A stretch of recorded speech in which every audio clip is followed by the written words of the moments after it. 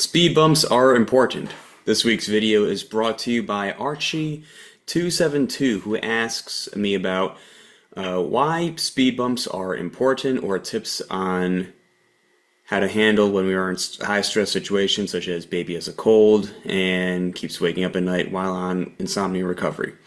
So Archie, and to everyone else, we need both the bad nights and the good nights. I mean, I guess if we had only good nights forever, that would be one way to go about it. But let's be real. We're going to have bad nights. And it's okay. That's going to happen.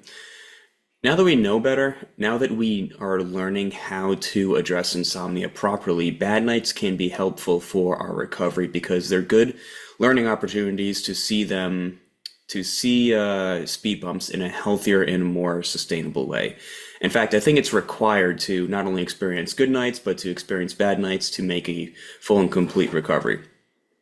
We're really in the process of relearning that bad nights of sleep aren't nearly as bad as we thought.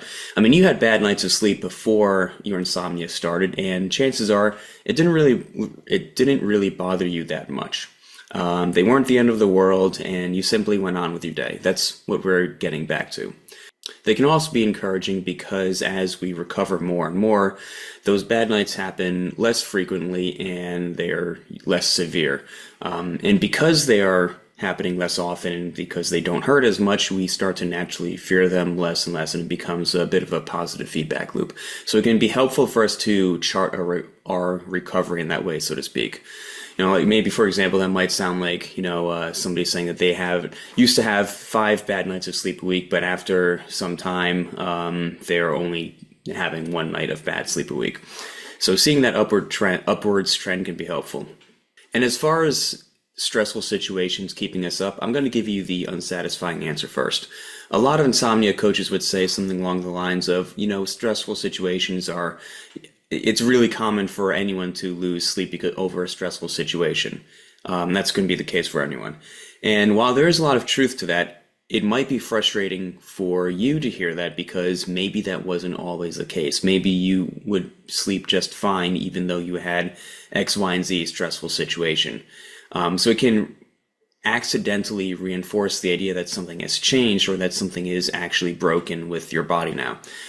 Now, what I would say is there's no shortage of anxieties that insomnia is going to throw at us. There's an endless amount of reasons why our insomnia will say, okay, you're not going to sleep for reasons A, B, C, and D. You have all these reasons why sleep won't happen tonight. Oh, you're meeting your friend for lunch tomorrow? Geez, I guess you're not going to sleep tonight. And it gives us the impression that we need perfect conditions for sleep because we've come to adopt this belief over time that our sleep system is exceptionally frail. When really our sleep system is totally fine. It doesn't feel like it is, but it is. We haven't lost the ability to sleep, we've simply gained a fear. And over time, you'll have nights where you'll realize that despite the fact that you shouldn't have slept, definitely, apparently, allegedly, because of reasons A, B, C, and D, you'll still sleep like a baby regardless. And those are really powerful teaching moments because the next morning, when you wake up, you'll say to yourself, oh, I remember being very stressed out about last night because I could have sworn that I wouldn't sleep. And despite that, I was able to sleep. So ultimately, what I want to say is that just because you have a stressful situation come up doesn't mean that you have to do anything different. The same rules, I don't even like to use the word rules, but the same approach, the approach is going to be identical. We don't want to change anything. We don't want to bend our life around even more just because we could anticipate a night of difficult sleep. We don't want to complicate sleep any more than insomniacs already believe that it is. And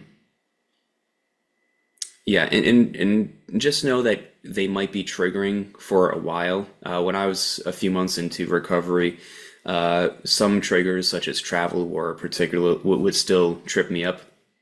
But again, as with all things insomnia, when you start off on the right path and you start to accept the possibility that sleep might not happen, that trigger, as enormous as it used to be, also fades out over time.